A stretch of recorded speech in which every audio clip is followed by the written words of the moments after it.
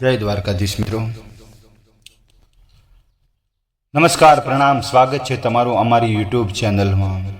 આજની કહાની કર્મના ફળ કેવી રીતે ભોગવવા પડે અને મિત્રો આજની કહાની ખૂબ જ્ઞાનવર્ધક અને સમજવા લાયક કહાની છે, એટલે તમને વિનંતી છે કે આ કહાની અંત સુધી ધ્યાનથી સાંભળજો, તો જ આખી કહાનીનો સાર સમજાશે। અને કહાની પસંદ આવે તો વિડીયોને લાઈક કરજો અને તમારા મિત્રોને જરૂરથી શેર કરજો અને કોમેન્ટ બોક્સમાં હર હર મહાદેવ લખી અને અમને પ્રોત્સાહન કરજો, જેનાથી ભગવાન મહાદેવની કૃપા આપણા પર નિરંતર બનેલી રહે। તો ચાલો કરીએ વાર્તાની શરૂઆત। પોતાના રૂમમાં બેઠા બેઠા લીલાબેન બારીમાંથી બહાર જોઈ રહ્યા હતા। બહાર ખૂબ જ વરસાદ પડી રહ્યો હતો, જેના લીધે બહાર લીલી હરિયાળી હતી। ખૂબ જ વરસાદના કારણે સડક પર લોકો ગાયબ હતા। ત્યારે જ લીલાબેને જોયું કે એક મહિલા પોતાના હાથમાં એક છત્રી અને બીજા હાથે પોતાના બાળકને છાતીએ લગાડીને સડકના કિનારા પર જઈ રહી હતી। છત્રીમાંથી પાણી ધાર એની પીઠ પર પડી રહી હતી અને બાળકને વરસાદથી બચાવવા માટે ખુદ વરસાદના પાણીથી ભીંજાઈ રહી હતી। પરંતુ મહિલાનું ધ્યાન તો ફક્ત એના બાળક પર જ હતું કે ક્યાંય મારું બાળક વરસાદના પાણીમાંથી પલળી ના જાય। પોતાના બાળકને પ્રત્યેક આવો પ્રેમ જોઈને લીલાબેનની આંખો ભરાઈ ગઈ અને એ પોતાના અતીતમાં ખોવાઈ ગયા અને યાદ કરવા લાગ્યા કે જ્યારે પહેલી વાર મારો દીકરો મારા ગોદમાં આવ્યો ત્યારે અમે લોકો કેટલા ખુશ હતા અને એના 2 વર્ષ બાદ નાનો દીકરો પણ આ દુનિયામાં આવી ગયો હતો અને અમારા બંને બાળકોને કેટલા લાડ પ્રેમથી પાલન પોષણ કર્યું હતું। અમારા બાળકોની શરારતો જોઈને અમે ખૂબ જ રાજી થયા હતા। લીલાબેન તો પોતાના અતીતની યાદોમાં ખોવાયેલા હતા। ત્યારે જ એના પતિ રમેશભાઈએ એના ખભા પર હાથ મૂકીને બોલ્યા કે અરે લીલા, તું ફરીથી જૂની વાતોમાં ખોવાઈ ગઈ છો? મળશે અને આપણા દીકરાનું બાળપણ યાદ કરીને તને શું મળવાનું છે? અને એ સમયે આપણે આપણા બાળકોના નિસ્વાર્થ પ્રેમ લૂંટી આપતા હતા। આપણે તો ક્યારેક આવી કલ્પના પણ નહોતી કરી કે આપણા દીકરાઓ આપણને આવા દિવસો બતાવશે। જોકે રમેશભાઈ પાસેથી ભાગ પડાવતી વખતે જ એના બંને દીકરાઓએ માતા પિતાને રહેવા માટે એના ઘરની પાછળ ગાયો ભેંસો બાંધવાના તબેલામાં કરી હતી।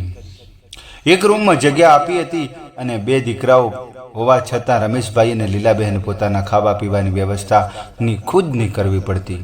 ઘરમાં પૈસાની કોઈ કમી ન હતી। બંને દીકરાઓ ભાગ પાડ્યા બાદ પણ કેટલીક સંપત્તિ હતી કે આ બંને વૃદ્ધ દંપતી આરામથી પોતાનું જીવન જીવી શકે। એટલા માટે તેમણે એક નોકરાણી રાખી લીધી, જે ખાવાનું બનાવવાની સાથે સાથે ઘરના અન્ય કામ પણ કરી લેતી હતી। કામ કરતી કરતી તે વૃદ્ધ માતા પિતાને એક વાતની કમી ન હતી, પરિવારના સ્નેહ પ્રેમની કમી। અને આ કમીને દૂર કરવા માટે કોઈ વૃદ્ધ દંપતી રોજ સાંજે પોતાના ઘરની પાસે આવેલા મંદિરમાં જવા લાગ્યા અને મંદિરે સત્સંગ કીર્તન સાંભળી અને તે ઘરે આવતા। રમેશભાઈ ઘણીવાર લીલાબહેનને કહેતા કે આપણે બંને સાથે છીએ તો પણ આપણા દીકરા અને વહુઓ આપણો ભાવ નથી પૂછતા। કદાચ આપણામાંથી કોઈ એક નહીં હોય ત્યારે આ દીકરાઓ આપણી શું દશા કરશે? આવો વિચાર કરીને મારું કલેજું ફાટી જાય છે। રમેશભાઈ અને લીલાબહેનને તો 2 દીકરાઓ હતા અને મોટા દીકરા વિરલ ને 3 વર્ષનો બાળબો હતો। 2 દીકરાને એક દીકરી અને નાના દીકરા હરેશ ને હજુ સુધી કોઈ સંતાન ન હતું। બંને દીકરાના મનમાં પોતાના માતા પિતા માટે સ્નેહ હતો જ નહીં। આજે સવારથી વરસાદની મોસમની જામી હતી એટલે રમેશભાઈને ચા પીવાની ઈચ્છા થઈ હતી, પરંતુ વરસાદના કારણે એની નોકરાણી આજે આવી ન હતી। લીલાબેન ચા બનાવવા માટે જઈ રહ્યા ત્યાં વધારે વરસાદના કારણે ભીનું થયેલું હોવાથી લીલાબહેનનો પગ લપસી ગયો અને એના મોઢેથી એક પીડાદાયક ચીસ નીકળી ગઈ। એને સાંભળી અને રમેશભાઈ ગભરાઈ ગયા અને સીધા જ એની તરફ દોડી જોયું તો લીલાબેન નીચે પડી ગયા હતા। તેઓ બેહોશ હતા। લીલાબેનને માથા પર ગંભીર ઈજા થઈ હતી એટલે રમેશભાઈએ એને સહારો આપીને જેમ તેમ કરીને રૂમની અંદર તો લઈ ગયા, પથારીમાં સુવડાવી દીધા. પરંતુ લીલાબેન બેહોશ હતા. એટલે રમેશભાઈએ પોતાના દીકરા અને વહુ પાસે ગયા અને એને એની માની હાલત વિશે જણાવ્યું અને ડૉક્ટર પાસે લઈ જવાનું કહ્યું. ત્યારે દીકરો કહેવા લાગ્યો કે પિતાજી, સમય તો હજુ અત્યારે કોઈ ડૉક્ટર પણ નહીં મળે, એટલે સવારે એમને હોસ્પિટલે લઈ જઈશું અને અત્યારે તમે પણ સૂઈ જાઓ, અમને પણ શાંતિથી સુવા દો. રમેશભાઈ પોતાના દીકરાની વાત સાંભળીને હેરાન થઈ ગયા અને પોતાની લાચારી પર આંસુ વહાવતા હતા. આંસુડાની ધારો વહાવતા વહાવતા સવાર થઈ ગઈ. રાહ જોવા લાગ્યા, પરંતુ જ્યારે સવાર થઈ તો એમના ધર્મપત્ની લીલાબેન મરણ પામ્યા હતા. આ જોઈને રમેશભાઈ એના દીકરાને બોલાવ્યા અને કહ્યું, તમારી મા આપણને છોડીને જતી રહી છે. પરંતુ આ વાત સાંભળીને દીકરાઓ વહુના ચહેરા પર જરા પણ અફસોસ ન જોવા મળ્યો. એટલે રમેશભાઈ વિચારવા લાગ્યા કે આટલો ભરેલો પરિવાર હોવા છતાં પણ પોતાની માની લાશ પર રડવા વાળું કોઈ નથી. પરંતુ રમેશભાઈએ એમની ધર્મપત્નીના અંતિમ સંસ્કાર કરવા કોઈ પણ પ્રકારની કમી નથી રાખી અને એની ઉપર ક્રિયાના દિવસે બ્રાહ્મણોને સારું ભોજન જમાડ્યું અને ઘણું બધું દાન દક્ષિણા આપી. પરંતુ આ બધું જોઈ દીકરાઓને વહુને ઈર્ષા થવા લાગી. એટલે એની વહુઓ કહેવા લાગી કે પિતાજી, માં મરી ચૂકી છે અને એની પાછળ આટલો બધો ખર્ચ કરવાનો શું ફાયદો? આવો ખર્ચ કરવાના બદલે તમારી આગળની જિંદગી માટે બચાવીને રાખો તો તમને કામ લાગશે. હવે લીલાબેનના મરણ બાદ રમેશભાઈ તો મંદિરના ભોજન પર નિર્ધાર થઈ ગયા. પરંતુ થોડા દિવસો બાદ રમેશભાઈની તબિયત પણ ખરાબ થવા લાગી અને એમની હાલત એટલી બધી ખરાબ થવા લાગી કે તેઓ બાથરૂમ સુધી જવામાં અસમર્થ હતા. દીકરાઓને વહુઓને એનાથી પહેલાથી જ દૂર રહેતા હતા અને હવે એની કામવાળી બાઈએ પણ એનું કામ કરવાની, એની ગંદકી સાફ કરવાની ના પાડી દીધી હતી. પરંતુ ધીરે ધીરે સમય વીતવા લાગ્યો અને થોડા દિવસો બાદ રમેશભાઈ આ દુનિયાને છોડીને જતા રહ્યા. રમેશભાઈએ દિવસ સુધી પોતાના રૂમમાં મૃત હાલતમાં પડ્યા રહ્યા, પરંતુ કોઈએ ખબર ન પડી. અને ખબર પણ કેમ પડે? તેમના પત્ની મરણ બાદ કોઈએ એમને જમવાનું કોઈએ દૂર રહ્યું, પરંતુ એક ગ્લાસ પાણીનું પણ નહોતું પૂછ્યું. જ્યારે ત્રીજા દિવસે એના રૂમમાં ખૂબ જ દુર્ગંધ આવવા લાગી અને દીકરાઓ અને વહુઓને શંકા થઈ ગઈ કે રૂમનો દરવાજો ખોલીને જોયું તો ચારે બાજુ મૂત્ર અને ગંદકી ફેલાયેલી હતી અને રૂમમાં વચ્ચોવચ્ચ રમેશભાઈનો મૃત્યુદેહ પડ્યો હતો. રમેશભાઈનો મૃત્યુદેહ હવે સડવા લાગ્યો હતો અને આ દ્રશ્ય જોઈ અને દીકરાઓ થોડો પસ્તાવો થયો, પરંતુ તરત જ આ પસ્તાવા ઉપર એની લાલચ ભારે થવા લાગી અને હવે પિતાના મૃત્યુ પર ખબર બહાર ફેલાવતા પહેલા બંને દીકરાઓ અને વહુએ નિર્ણય કર્યો કે સૌથી પહેલા પિતાજીને કબાટ ખોલીને ત્યારબાદ આપણે જાહેર કરીશું. પિતાજીનું મરણ થયું. હવે ચારે પોતાના નાક મોઢું રૂમાલ ઢોંકી અને કબાટ ખોલી બેશરમ થઈને લૂંટફાટ ચાલુ કરી. બંને વહુઓ પોતાના સાસુમાના ઘરેણા ડબ્બામાં ભર્યા, હાથ માર્યો અને બંને દીકરાઓ પિતાજીના રોકડ રૂપિયા પણ ઉપાડ્યા અને ચારેય ધક્કા મુક્કી કરી રહ્યા હતા. અને આ ધક્કા મુક્કીમાં બધાના જ ઘરેણા જમીન પર વિખરાઈ ગયા. એમાંથી થોડા ઘરેણા તો રૂમમાં ફેલાવા મળમૂત્રની ગંદકી પર પડી ગયા હતા. પરંતુ હેરાન કરી દે એવી વાત તો એ હતી કે વહુઓ જીવતા જીવ એના સસરા તમે જોવું પણ પસંદ નહોતું અને વહુઓ આજે લાલચના કારણે સસરાજીને ફેલાવેલી ગંદકીમાં હાથ મારવા માટે તૈયાર હતી. હવે એના ભાગમાં જેટલું આવ્યું એટલું લૂંટી લીધું. પરંતુ જ્યારે પિતાના મૃતદેહ શરીર પર બહાર કાઢવાની વાત આવી તો બંને દીકરાઓ અને વહુઓ માંથી કોઈ પણ આગળ ન આવ્યું અને આ વાતનો હલ હવે કેવી રીતે કાઢવામાં આવ્યો કે કોઈ સફાઈ કર્મચારીને બોલાવીને આ કામ કરાવી લેવું જોઈએ. પરંતુ કોઈ પણ સફાઈ કર્મી આવું કામ કરવા તૈયાર ન હતો. એટલા માટે બાજુના સરકારી હોસ્પિટલની અંદર ગયા છે. આ બધા જુઓ મિત્રો, આ લોકોની બેશરમી જુઓ. બાજુમાં સરકારી હોસ્પિટલના મુર્દા ઘરમાં કામ કરવા વાળા એક વ્યક્તિને લાવ્યા અને એ વ્યક્તિને રમેશભાઈનું મૃતક શરીરમાંથી બહાર કાઢ્યું અને સફાઈ કરી. ત્યારબાદ તેઓ રૂમમાં પરફ્યુમ છોટ્યું અને ઘરની દુર્ગંધ દૂર કરી. ત્યારબાદ બંને દીકરાઓ અને વહુઓ આંગણામાં બેસીને રડવાના ઢોંગ કરવા લાગ્યા. આ સાંભળી થોડી વારમાં જ આજુબાજુમાં રહેવાવાળા લોકો એમના ઘરે આવી ગયા અને સગા સંબંધીઓ પણ આવવાનું શરૂ થઈ ગયું. હવે સગા સંબંધીઓને આવતા જોઈને બંને વહુઓ જોર જોરથી રડવાનું નાટક શરૂ કર્યું અને કહેવા લાગી કે અરે પિતાજી, થોડા દિવસ અમને સેવાનો મોકો આપ્યો હોત તો હજુ તો માં ગયા અને 1 મહિના થયો ત્યાં તો તમે પણ અમારો સાથ છોડીને જતા રહ્યા. હવે એના બાળકો પોતાના માતા પિતાનું આવું બદલાયેલું રૂપ જોઈને હેરાન થઈ ગયા ને અંતિમ સંસ્કારની તૈયારીઓ થવા લાગી. પરંતુ બંને દીકરાઓએ અને વહુઓ ગાયબ થઈ ગયા અને થોડી વાર બાથરૂમમાંથી અવાજ આવવા લાગ્યો. આ ચારેય લોકો અંદર લડી રહ્યા હતા. બંનેમાંથી એક દીકરો પિતાજીના અંતિમ સંસ્કારનો ખર્ચો ઉપાડવા તૈયાર ન હતો. એટલે રમેશભાઈના નાના દીકરાએ કહ્યું કે આપણે પિતાજીનો અંતિમ સંસ્કાર વિદ્યુત સગડીમાં નાખીએ અને જેનો ખર્ચો ઓછો થશે. અને આ વાત સાંભળી મોટા દીકરાએ કહ્યું, આપણે આવું કરીએ તો આપણા સમાજને શું મોઢું બતાવીશું અને અંતિમ સંસ્કારનો સામાન, પંડિત અને ભોજનનો ખર્ચો બધું થઈને કમસે કમ 70,000 થી 80,000 રૂપિયાનો ખર્ચો. આ સાંભળી અને બંને વહુઓની આંખો ફાટી ગઈ અને એ બધા લોકો તૈયાર કરી રાહ જોઈ રહ્યા હતા કે અંદર બંને ભાઈઓ પોતાની અંતિમ સંસ્કારનો ખર્ચો માટે લડી રહ્યા હતા. ત્યાં જ આજુબાજુવાળા રહેવાવાળા લોકો આ બંને ભાઈઓને સમજાવ્યા અને એટલા માટે તેઓ પિતાના અંતિમ સંસ્કારના ખર્ચા માટે તૈયાર થયા અને રમેશભાઈના અંતિમ સંસ્કાર કરવામાં આવ્યા. રમેશભાઈના મૃત્યુ બાદ તેનો નાનો દીકરો તો મકાન, વેપાર અને પોતાના ખિસ્સામાં આવતા પૈસા લઈ અને પોતાની પત્ની સાથે વિદેશ જઈને રહેવા લાગ્યો ને મોટા દીકરાએ એના પિતાના વેપારમાં વધારે પૈસા લગાડી અને વેપાર મોટો કરી દીધો. મિત્રો, હવે ધીરે ધીરે ઘણું બધું ધન કમાવા લાગ્યા હતા. ધીરે ધીરે સમય વીતવા લાગ્યો હતો અને મોટા દીકરાના 3 બાળકોને પણ મોટા થઈ ગયા હતા. એના બંને દીકરાઓએ કારોબાર સારી રીતે સંભાળી લીધો.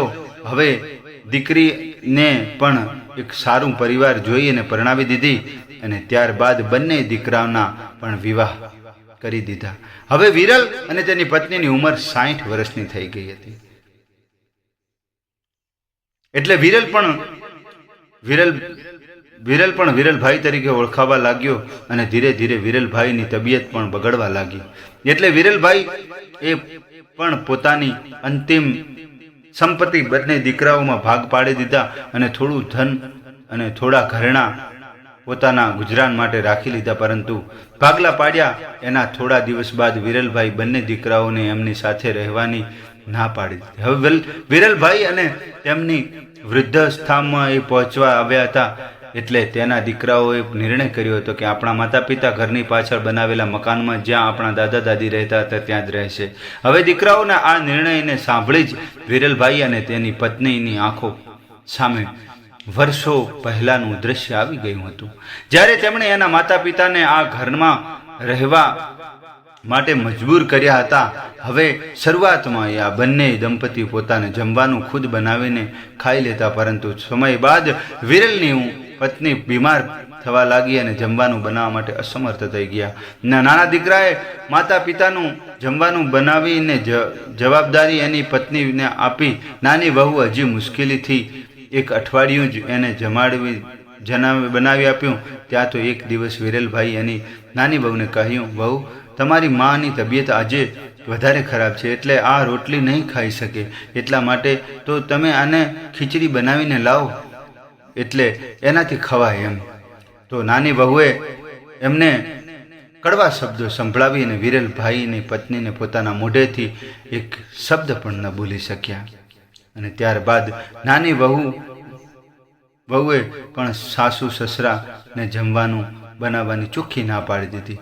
ત્યારબાદ તેવો નિર્ણય કરવામાં આવ્યો કે સવારની ચા અને નાસ્તો તેમજ બપોરનું જમવાનું મોટી વહુ ઘરેથી લાવશે, સાંજની ચા અને રાતનું જમવાનું નાની વહુના ઘરેથી મળશે. હવે બંને વહુઓ જમવાનું બનાવી લે નોકર સાથે મોકલી દેતી, પરંતુ હાલત એવી હતી કે એકવાર રોટલી મળ્યા બાદ બીજી વાર એને કોઈ પૂછવા પણ નહોતું જતું. વિરલભાઈ અને તેની પત્ની હવે પૂરી રીતે પોતાની વહુઓ પર નિર્ભર રહેવા માટે મજબૂર હતા. એક દિવસ જ્યારે રવિવારના દિવસે એની દીકરી એને મળવા આવી અને એના માતા પિતાને ઘરમાં ક્યાંય જોયા નહીં, એટલે એમણે એના ભાઈને ભાભીને પૂછ્યું. તો બંને ભાઈઓ અને ભાભીઓએ નજર છુપાવતા કહ્યું કે નાની ભાભીએ આંગળી ચીંધીને કહ્યું, આપણા ઘરની પાછળ મકાનમાં માતા પિતા રહે છે. આ સાંભળીને દીકરીના પગ નીચેથી જમીન સરકી ગઈ અને દુઃખી હૃદય સાથે એ પોતાની માતા પિતાને કહ્યું પાસે પહોંચી અને એ આવી હાલત જોઈને ખૂબ દુઃખી થવા લાગી, કેમ કે માતા પિતાના રૂમમાં ગાયો ભેંસો ગોબર દુર્ગંધ આવી રહી હતી. આ જોઈ દીકરી વિચારવા લાગી કે પિતાના રૂમમાં આટલી બધી દુર્ગંધ કેવી રીતે ફેલાય? શું રૂમમાં કોઈ સફાઈ નહીં કરી હોય? પરંતુ દીકરીએ જ્યારે એના પિતાને પૂછ્યું ત્યારે વિરલભાઈ કહેવા લાગ્યા કે અઠવાડિયામાં એકવાર નોકર આ રૂમની સફાઈ કરવા આવે છે અને ત્યારબાદ આખું અઠવાડિયું અમારો રૂમ આવી જ રીતે રહે છે. અમે તો કેટલી વાર તારી ભાભીને પણ કહ્યું, પરંતુ એ ઉલટાના અમને જેમ તેમ બોલીને જતી રહે છે. હજુ તો આ વાતો થઈ રહી હતી ત્યાં જ એની ભાભી ટ્રેમાં ચા ને નાસ્તો કરી લ્યો, બિસ્કિટ લઈને આવી અને કીધું કે નાસ્તો કરી લ્યો. એટલામાં જ એની નાની ભાભી પણ આવી અને પૂછવા લાગી કે દાદી, બપોર જમવાનું શું કહેશો લેશો? પનીરનું શાક બનાવી આપું. આ સાંભળીને દીકરીએ બંને ભાભીઓને ખીજાઈને કહેવા લાગી, બસ કરો ભાભી, આ મોટો ખોટો દેખાવ ન કરો. શું તમારા પિયરમાં પણ તમારા માતા પિતા ગાયો ભેંસોના તબેલામાં રહે છે?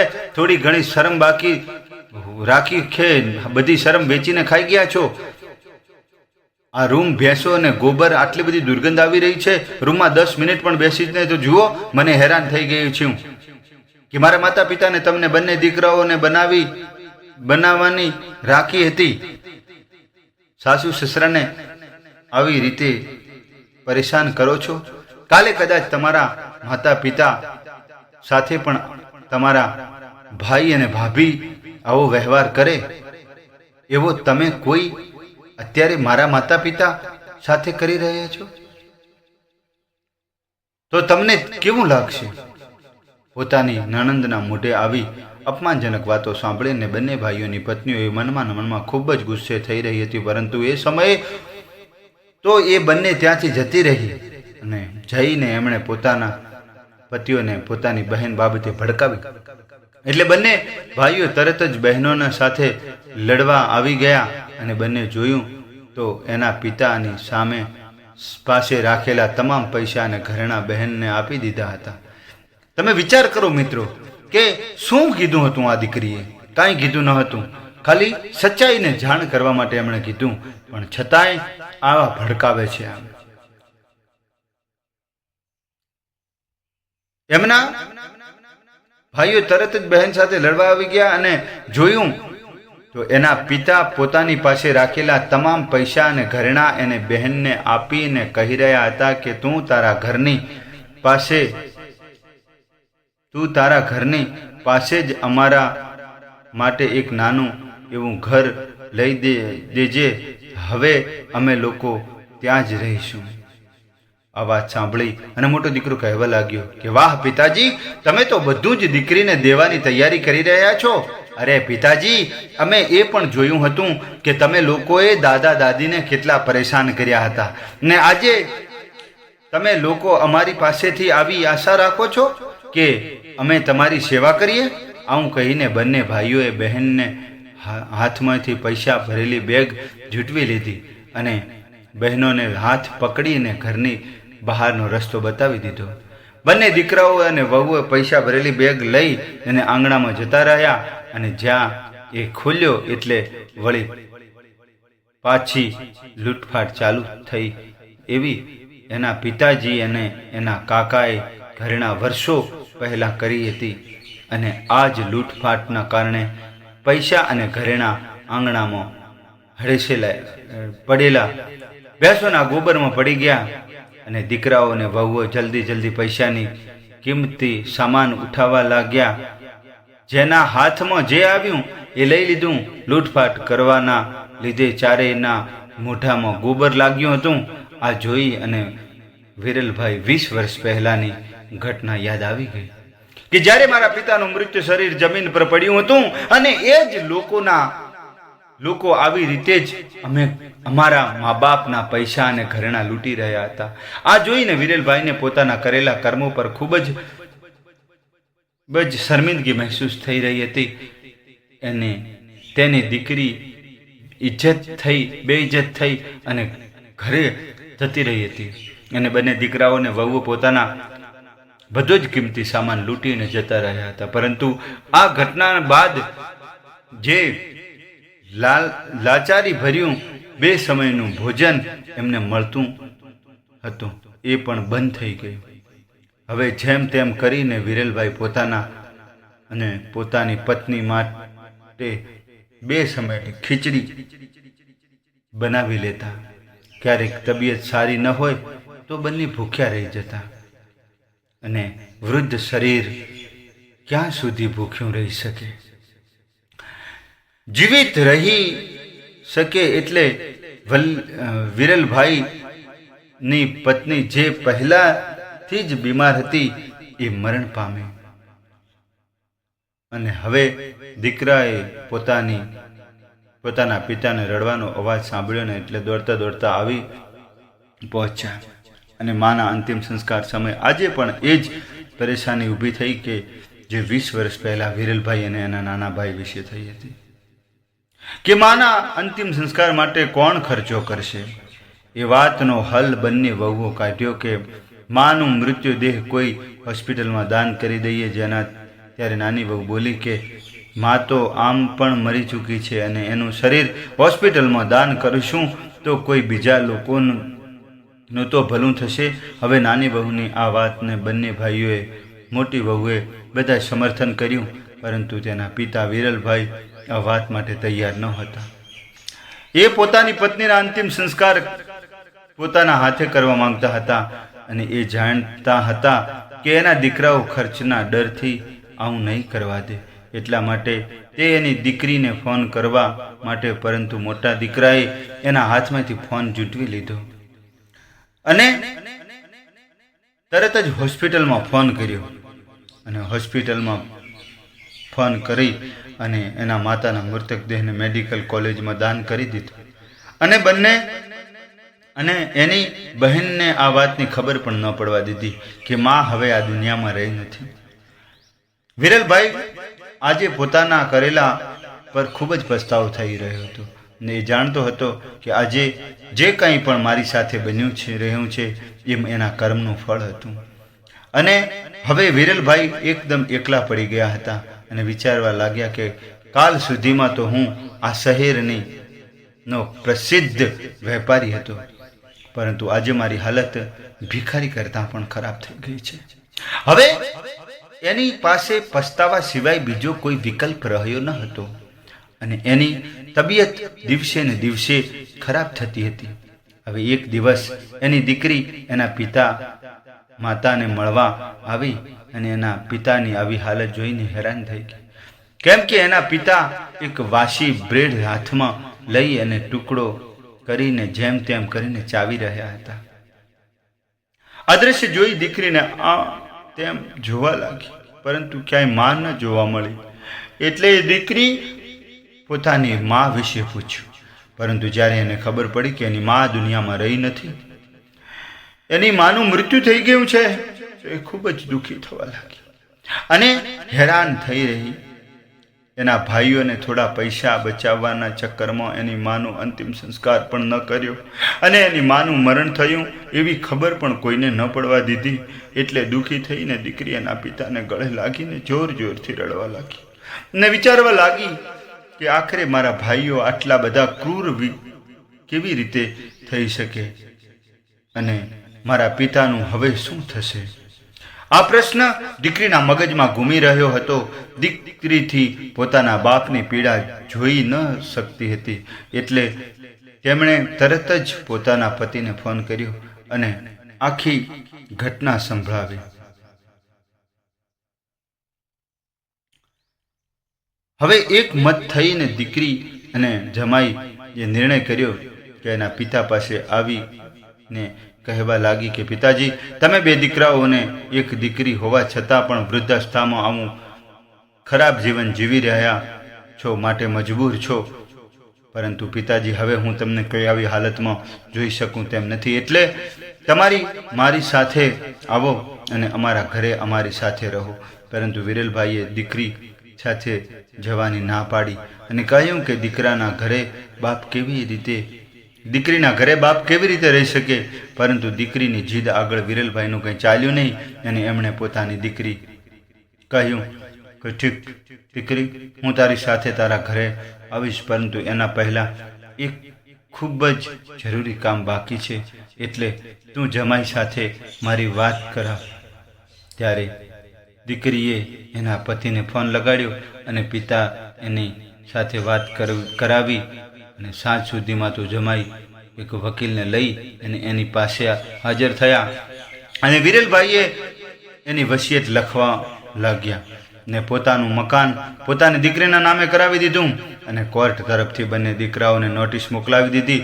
મકાન હવે એની બહેનનું છે અને એનો આદેશ આપવામાં આવ્યો છે કે 10 દિવસની અંદર મકાન ખાલી કરી દેજો, નહીતર તમારો સામાન સડક પર ફેંકી દેવામાં આવશે. આવી વસિયત લખાવી અને પિતાજી પોતાની દીકરી અને જમાઈ સાથે એના ઘરે જવા માટે વિરલભાઈ પોતાની આંખો સામે પોતાની આખી જિંદગીનું પિક્ચર જેમ દેખાઈ રહ્યું હતું.